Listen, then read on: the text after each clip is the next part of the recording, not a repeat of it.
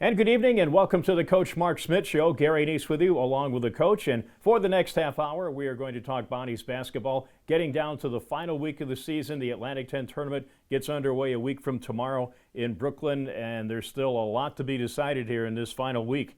You have a bye. You had picked up a big win yesterday, which gets you out in front of a whole bunch of teams looking for position here in the Atlantic 10. Yeah, the season's gone quickly. And and I wish we had our bye like 2 or 3 weeks ago. But it is what it is. But yeah, everybody's bunched up. We're 8 and 9, and I think there's 3 teams below us at 7 and 9.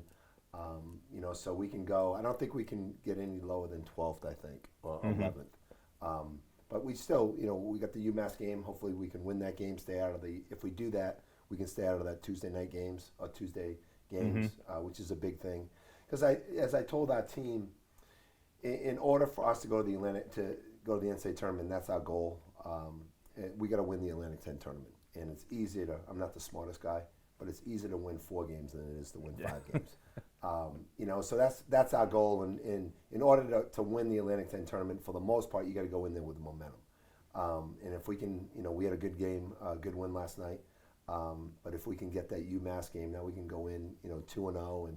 I told the team after the game yesterday that we want to be we have 5 games left.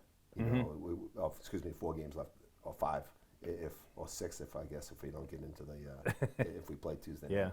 But we want to go undefeated. If we can go undefeated and go 6-0, then we'll be in the NCAA tournament. So that's the goal. But you got to take it one day at a time, one game, and we're prepared now for UMass. All right, we'll get to the standings in a few minutes because everybody's bunched up. Even the top 4 are bunched up. So yeah, no one knows where they're going to be right now. The guys back in conference headquarters are getting out the coin to flip to a determined position here. Yeah, I think that's like the 7th step in tiebreakers. Yeah, there's going to be so many tiebreakers.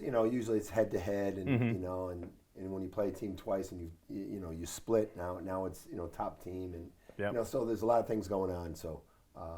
All we got to be concerned about is playing well against UMass, and if we can beat UMass, then things will take care of itself. Yeah, if that ever comes that split thing, those wins over VCU and Dayton look pretty good in your resume. So yeah. Let's hope it doesn't get that far. Yeah, it's just we lost to LaSalle, so and we lost to Davidson. We only played them one time, and, right? So they get the tiebreaker, and we get the tiebreaker over Richmond, yeah. Which is going to be hopefully big.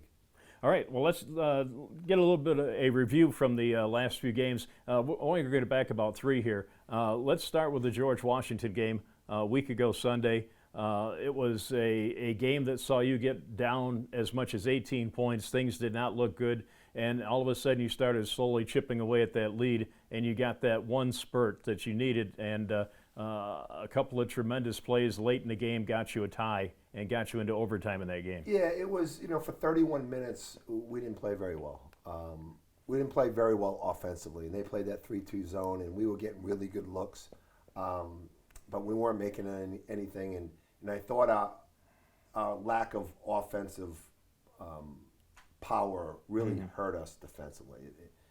We didn't play great defense, and and even though we weren't down by a ton of points at halftime, it just wasn't going our way. And we said at halftime, this is what we got to do. We got to continue to shoot open shots and so forth. And then the second half goes on. Just like the first 10 minutes, we get down by 18. And but give our guys credit. They found some energy. We had a really good crowd. It was the 80s. Yeah, whatever. Homecoming, everything. Yeah. So I thought the last 9 minutes, we outscored them by 18 points, and that's a good. George Washington's a really good offensive team. Not a great defensive team, but a really good offensive team. And I thought we did a much better job, keeping the ball in front of us, getting to the 3-point shooters. I think they made 7 in the first half, 2 in the second half. But we started making some shots, and when we started making some shots, then we got more involved and focused on our defensive assignments, and we made a great comeback. Farrell hit that little jump shot off the rebound to tie it up, and then you go into overtime, and you have momentum. You're at home, things are going well, and we missed a foul shot, 1-on-1 that would have put us up by 6, I think. We go down, we foul a jump shooter, who's going sideways, You know, Yeah. and it's well, first we didn't get a loose ball, Right. and that could have sealed the game. And then they shoot a three going sideways. We foul them. We lost the game, we stole the game, we gave the game back. It was like the trifecta. Yeah, but it was disappointing how the guys really played well the last 9 minutes. And as I told them in the locker room, that's how good we can be. But if we can, bottle it for 40 minutes rather than 8 minutes and 55 seconds, we could be a pretty good basketball team. Right, and you follow that up, having to go down to Davidson. Now, Davidson is a much better team than their record indicates. With all the veterans they've got, they have a new coach, but it's the same system because it's the former coach's son who's running it. So it's been there forever. Yeah, I know. I think they own about 5 houses on campus. But again, a very good team. Foster Lawyer, a quality player, was an all-conference guy last year. Had not been having the season that he had, but all of a sudden he picks that Wednesday night to have his game of the year. Yeah, we knew they had lost a lot of close games, and so their record wasn't indicative of how good a team they are. And as you said, they're a veteran team. They run the same system, but they hadn't been shooting the ball well. Typically there are 1, 2, or 3 in 3-point field goals made, 3-point field goals percentage, and they were down shooting like 31%. And we got off to a bad start. They were knocking down threes. I think they made 7 in the first half, and I think they were averaging 7. Right. But they just, in the first half, they just killed us. Our offense wasn't going. It was the same thing, and not that we lacked energy. I thought we played hard. It was just like we couldn't get offense going. They were knocking down threes, and I think we got a little bit dejected. And in the second half, I thought, we came out and I thought we played much better in the second half. I think we cut it down to 6 maybe. We had some chances. You got it inside 10 a couple of times. Yeah, we had some chances, and but we didn't, give them credit. Lawyer had whatever he had, 28, and the big kid inside had 21 and 23. So we didn't do a good job on the knowns, and those 2 guys were the knowns. So it wasn't a great defensive. We're not a great offensive team, and the games that we've won, we've kept them below 70, and we've kept the field goal percentage, low 40s, high 30s, and we've been really good in the 3-point field goal percentage defense. But that game we weren't very good in either part, and our offense wasn't where it needed to be. Yeah, the final 6 or 7 minutes of that game, it looked like something caught on. The players caught something because all of a sudden the offense was running smooth. You were getting open guys. They were finding open players. They were making the plays that you wanted them to early in the game. Yeah, the ball didn't get stuck, you know. And I think part of it was we're getting some more stops, and so we were getting some more stuff in the open court. We're not a great half-court offensive team. We don't execute as well as we need to execute. We don't really have a guy that can just break guys down when things and Davidson's a good defensive team, very not athletic but very fundamental. They're always in the right spot, and they outplayed us. All right. Well, let's go to Sunday's game, the St. Joe's game. Final home game. You got to honor no seniors, but you had a few managers to hand plaques to and talk to their parents. And I wanted at the end of the show we'll talk about the managers a little bit. Yeah. But you started out good. You wanted to get off to a good start in this game. The importance of it with the tie, everything going on right now is you wanted to avoid that Tuesday game. You had to win this game, and you came out really strong. Yeah, it's been difficult in our losing streak. We've always been playing from behind, and it puts more stress on your offense. When you're not scoring, it puts more stress on your defense. And our margin for error is very slim. And if you can get off to a lead, you feel good about yourself. And I thought we did that. We got up 12-1. The crowd got involved, and then we gave it back a little bit. But I thought we were more engaged. St. Joe's shoots the most threes. They make the second most threes. So that was a big part of the game plan was to make sure that they didn't shoot a high percentage of threes. And we've been good, for the most part, other than the Davidson game that defending the 3-point line. And I thought we did a better job of keeping the ball in front of us. We weren't chasing the ball. And our offense was, I had no idea I couldn't even imagine if when waking up that morning thinking that we were going to score, 89 points. We're averaging, I think, 65 points. But when Darryl plays the way he did and shot the ball the way he did, that opens things up. But I thought the other guys, I thought Brett Rumpel really did a good job getting involved. Moses had a decent game, Chad inside. St. Joe's went really small the last 6 or 7 minutes of the game, so Chad didn't play as much. But I thought, Jan hit a couple big shots. He had that big block where, he blocked it. We went the other end. I thought that was the game that broke the game open. That sequence. Yeah, it did. Darryl hit that big shot. But I thought we had a great crowd. I thought we played with more a sense of urgency. We played harder consistently. We were much more connected defensively. We guarded I thought Chad did a really good job of guarding the ball screen action. We always had a guy at the rim, and I thought we were much more active and deserved the win. Yeah, you had a +8 on the boards, which is always important. Yeah, and that's one of the things that we haven't been doing well. We're allowing too much dribble penetration, and we're doing a great job on the backboard.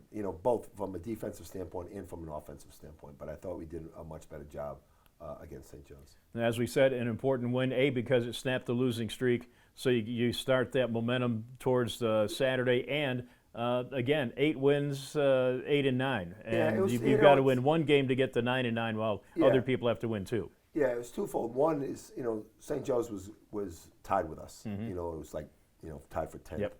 And, we only played them one time, and, we knew that if we lost, they would have the tiebreaker. And probably if we lost, there's no way that we would get out of that Tuesday game. So it was an important game because of that. And as you said, the momentum. The only way we can achieve our ultimate goal is to win the Atlantic 10 tournament. We need momentum, and we need to be playing better basketball going to Brooklyn. All right, we're going to take a break. We'll come back with more. The show brought to you by the 4 Mile Brewing Company of Olean. You're listening to the Coach Mark Schmidt Show on 95.7 The Big Pig. Jordan knows he shouldn't eat this entire bowl of nachos, but tonight he's earned that right, because a few hours ago in the middle of happy hour, he recognized a sign, not from the gods or a bolt of lightning, but from a double heart, a kissy face, and a 4th ha in ha ha ha. That's when Jordan knew he was buzzed. So when it was time to go, he got a ride home instead of driving. Be a legend like Jordan. Recognize your buzzed warning signs and get a ride home. Buzz driving is drunk driving. Now we're back on the Coach Mark Schmidt Show with Gary Nease with you, along with the coach. And as we said, we've got 2 sets of games going on before we get to the end of the regular season. You don't have to. You get your bye week this week, so you get a few more days to prepare for UMass. UMass is going to have 2 games they're going to play on Wednesday. But we look at the standings. As we said, they're all bunched up. Doesn't matter where you are. You got VCU in front. Obviously, they're probably going to be the number 1 seed if they haven't clinched it already. But you've got 3 teams tied for second. With St. Louis and Dayton and Fordham.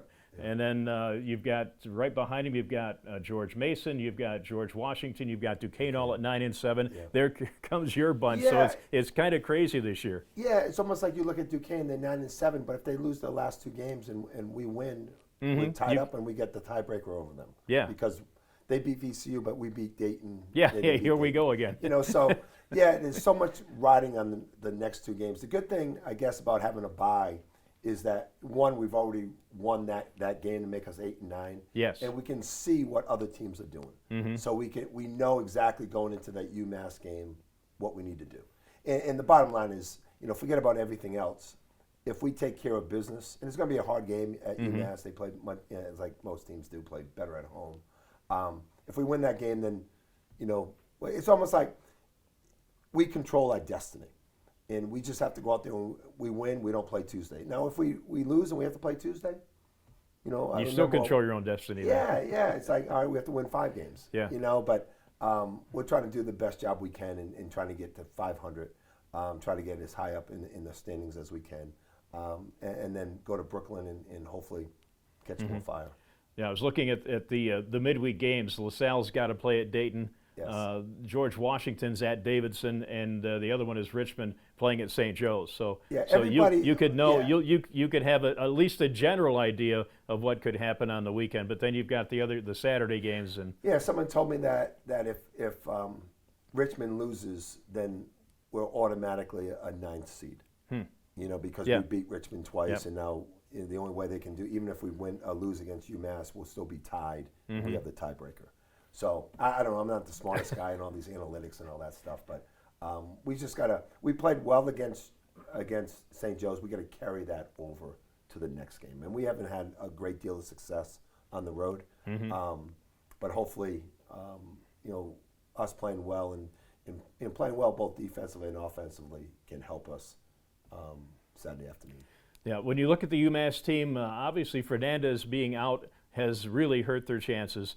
But you look at that team, and they're a little bit like St. Joe's. They're a wide open offensive team. They Yes. love to shoot the three. Yes. They get their guys in position. So it's almost like a different uniform, same game. Yeah, they play very similar in terms of, you know, they space it out. They high ball screen. They drive. They kick. They shoot a lot of threes.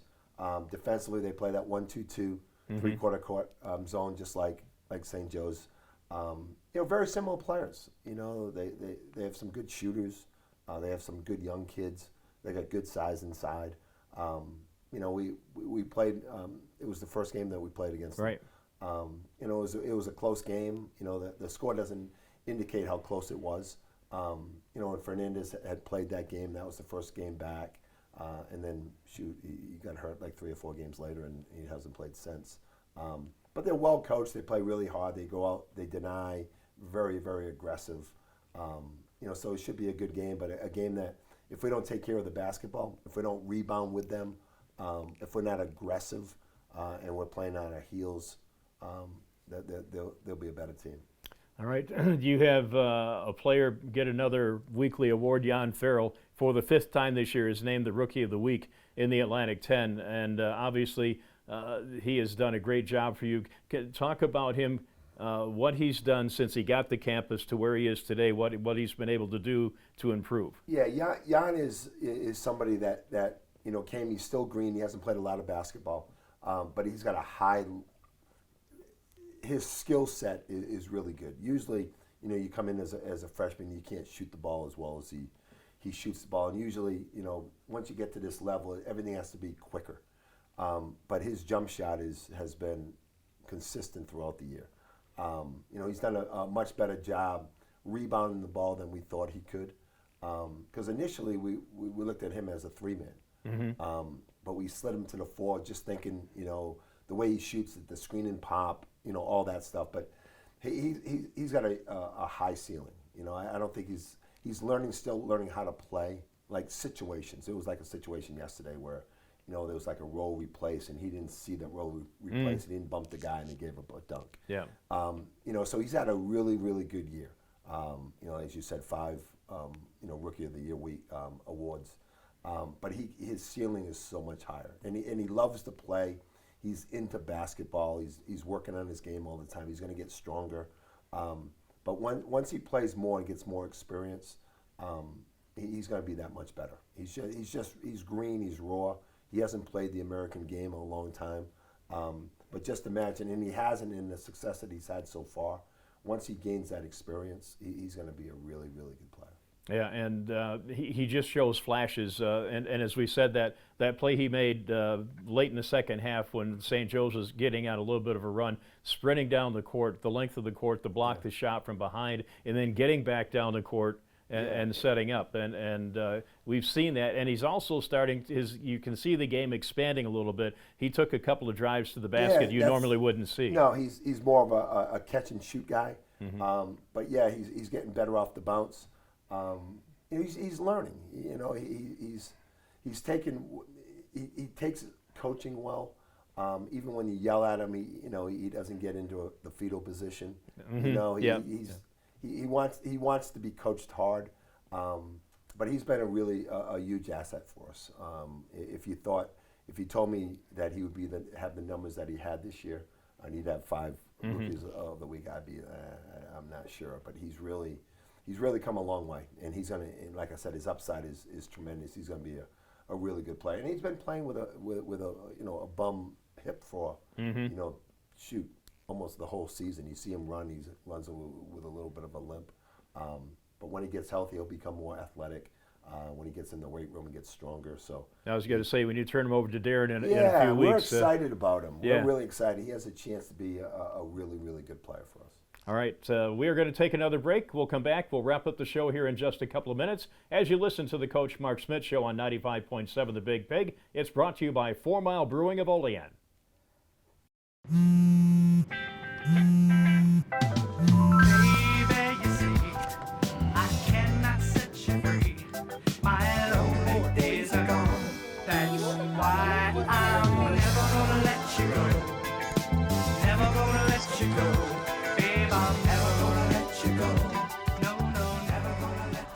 Here you go.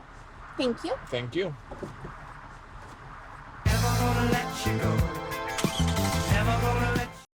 And we're back on the Coach Mark Schmidt Show. Gary Nease along with the coach. We've got a few minutes to go. And, of course, we're getting to the end of the season where we start thinking about all-conference teams, Player of the Year, Defensive Player of the Year. I think this year there is a bunch of big men in the conference this year that have really stood out. Josh Oduro was named first team preseason. Yeah. I think he's up there right along with Holmes and a couple of others for Player of the Year this year. Yeah, they're the two best big guys in the league by far. I'm not sure if they're the two best players in the league, but they're two of the top 5 players in the league. They're both, Holmes is much more athletic. He's expanded his game. He's gotten bigger, and they use him really, really well. Oduro is just, every year he's gotten better, and now he's shooting threes, takes guys off the bounce. He's got great footwork inside. He's got great mannerisms. He's a good teammate. He rebounds the ball. He's got great size. Both those guys are handfuls. You can't play them straight up in the post. They both can really pass the ball. They really have a good understanding of how to play. Their IQ is really high for a big guy. Yeah, and when you look at the guards, obviously the one that comes to mind immediately is Yuri Collins from St. Louis. He doesn't score much, but the guy's averaging 10 assists per game. He's breaking records left and right. You say he doesn't score a lot, but he scores when he wants to score, or when the team needs him to score. He killed us. I don't know how many, 14 assists or whatever.